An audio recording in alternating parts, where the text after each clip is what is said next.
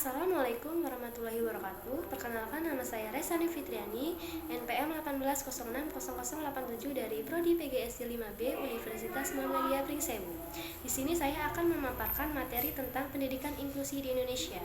Pendidikan merupakan kebutuhan dasar setiap manusia seperti yang diamanatkan dalam Undang-Undang 1945 Pasal 31 ayat 1 yang menyatakan bahwa setiap warga negara berhak mendapatkan pendidikan. Oleh karenanya, sangatlah jelas warga negara memiliki hak untuk mengenyam pendidikan dalam konsep yang merata, termasuk mereka yang memiliki perbedaan dalam kemampuan dan fisik atau sering disebut difabel, seperti halnya anak kebutuhan khusus atau penyandang disabilitas, karena mereka juga sama dan memiliki masa depan. Pendidikan inklusi adalah sistem penyelenggaraan pendidikan yang memberikan kesempatan kepada semua peserta didik yang memiliki kelainan dan memiliki potensi kecerdasan dan atau bakat istimewa untuk mengikuti pendidikan atau pembelajaran dalam suatu lingkungan pendidikan secara bersama-sama dengan peserta didik pada umumnya. Pada Undang-Undang Dasar 1945, Pasal 32 ayat 1 yang menegaskan setiap warga berhak mendapatkan pendidikan.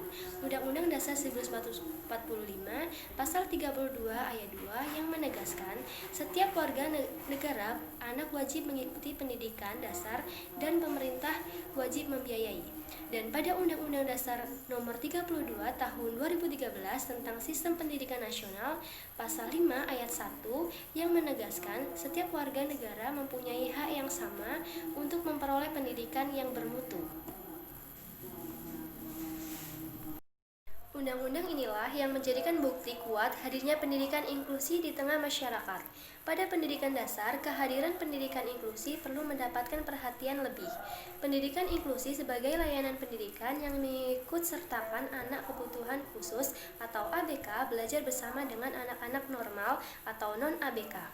Menerima anak di kebutuhan khusus di sekolah dasar terdekat merupakan mimpi yang indah yang dirasakan oleh orang tua memiliki anak dengan kebutuhan khusus.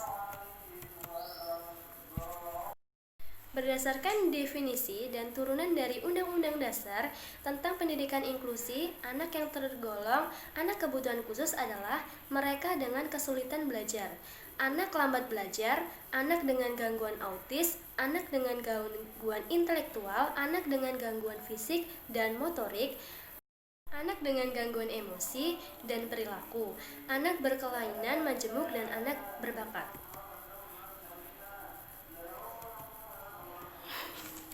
Pendidikan inklusi berarti bahwa sekolah harus menerima atau mengakomodasi semua anak tanpa kecuali ada perbedaan secara fisik, intelektual, sosial, emosional, bahasa, atau kondisi lain, termasuk anak penyandang cacat dan anak berbakat, anak jalanan, anak yang bekerja, atau dari anak etnis, budaya, bahasa, minoritas, dan kelompok anak-anak yang tidak beruntung dan terpinggirkan. Inilah yang dimaksud dengan On School for All. Indonesia menuju pendidikan inklusi secara formal dideklarasikan pada tanggal 11 Agustus 2014 di Bandung, dengan harapan dapat menggalang sekolah reguler yang mempersiapkan pendidikan bagi semua anak termasuk difabel. Setiap anak kebutuhan khusus berhak memperoleh pendidikan pada semua sektor, jalur, jenis, dan jenjang pendidikan. Berbagai permasalahan yang dihadapi anak kebutuhan khusus, terutama di pedesaan, untuk dapat memenuhi kebutuhan pendidikan, mereka mengalami kesulitan dalam ekonomi, transportasi, dan komunikasi. Dalam membentuk pemecahan permasalahan anak kebutuhan khusus merupakan salah satu alternatif perlu dilaksanakan oleh lembaga terkait, didukung dan sarana dan prasarana yang sesuai. Oleh karena itu, perlunya model pendidikan inklusi terdekat bagi anak kebutuhan khusus yang berada di pedesaan. Metode pendidikan inklusi adalah satuan pendidikan yang mengikutsertakan anak kebutuhan khusus belajar bersama dengan anak-anak sebayaknya di sekolah reguler. Sekolah menyediakan program pendidikan yang layak disesuaikan dengan kemampuan dan kebutuhan setiap peserta didik. Sekolah tersebut menyediakan bantuan dan dukungan yang dapat diberikan oleh guru agar anak-anak kebutuhan khusus berhasil dalam belajar sesuai dengan potensinya. Manfaat pendidikan inklusi yang pertama, membangun kesadaran dan konsensus pentingnya pendidikan inklusi sekaligus menghilangkan sikap dan nilai yang diskriminatif. Yang kedua adalah melibatkan dan memberdayagunakan masyarakat untuk melakukan analisis situasi pendidikan lokal, mengumpulkan informasi semua anak pada setiap distrik dan mengidentifikasi alasan mengapa mereka tidak sekolah. Dan yang ketiga adalah mengidentifikasi hambatan berkaitan dengan kelainan fisik, sosial, dan masalah lainnya terhadap akses dan pembelajaran. Dan yang keempat, melibatkan masyarakat dalam melakukan pemecahan dan monitoring mutu pendidikan bagi semua anak. Nah, selanjutnya, bagaimana pendidikan inklusi di Kabupaten Pringsewu? Pringsewu merupakan satu dari 15 kota yang berada di Provinsi Lampung dengan luas wilayah 625 km. Kabupaten Pringsewu ini terdiri dari 125 pakon dan 5 kelurahan yang terbesar di 19 kecamatan memiliki semboyan jejama sesancana yang berarti bersama-sama bergandengan tangan untuk mengembangkan Kabupaten Pringsewu.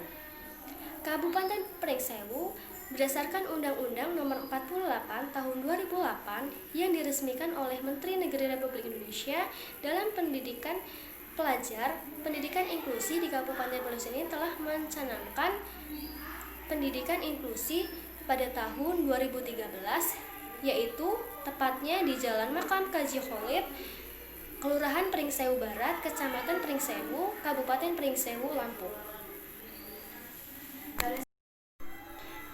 Sekolah SLB di Kabupaten Pringsewu hingga saat ini telah mendidik siswa-siswi dari tingkat SDLB, SMP SB, SMA LB. Sekolah ini merupakan pendidikan kebutuhan khusus untuk siswa dengan gangguan belajar atau tunagrahita, gangguan penglihatan, gangguan pendengaran.